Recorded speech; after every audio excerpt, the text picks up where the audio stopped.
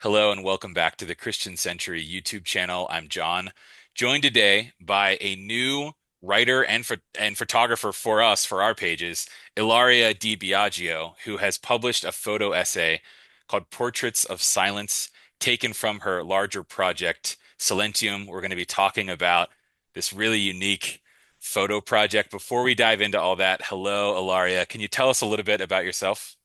Hello, and thanks for the invitation. And I'm Ilaria Di Biagio, and I come from Florence in Tuscany, Italy.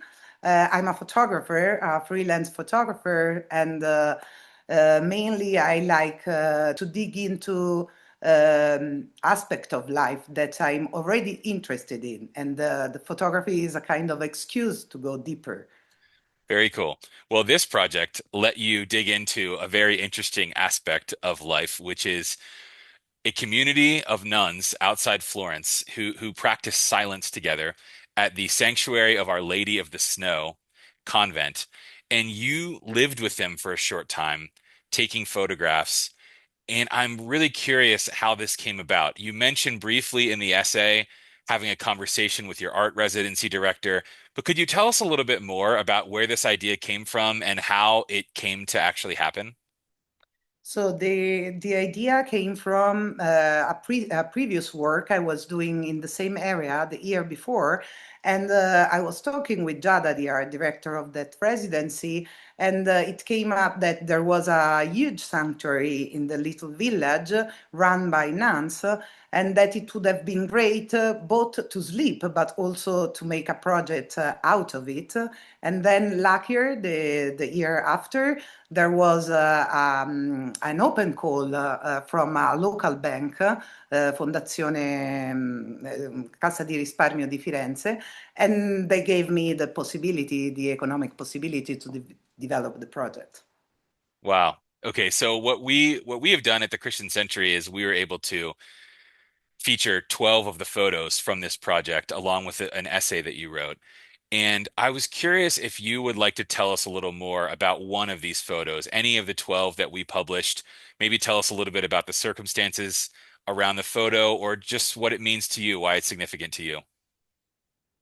So some of them are more connected with nature.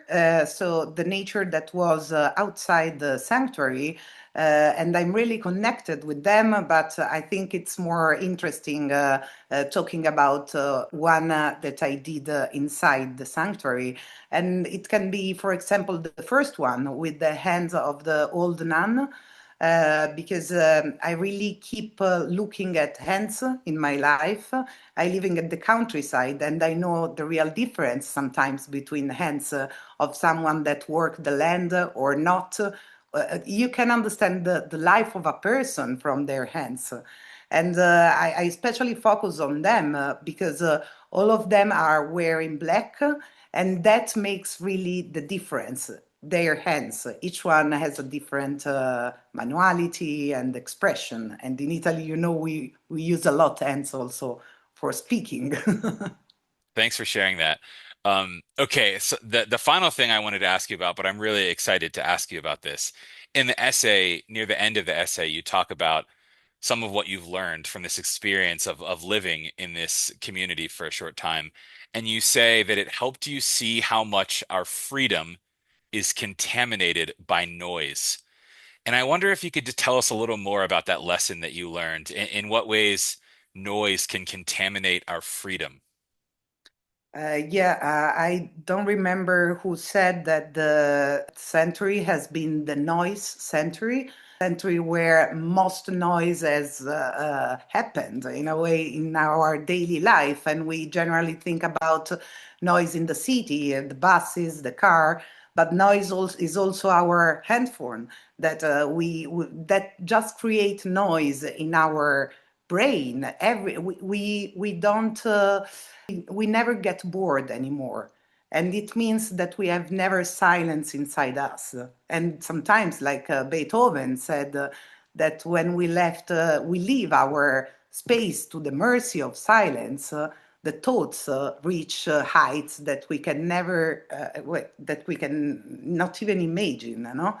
And so this is a really good lesson to just to get bored and be in silence because meanwhile our body needs it and meanwhile our brain works better for us in a way, you know.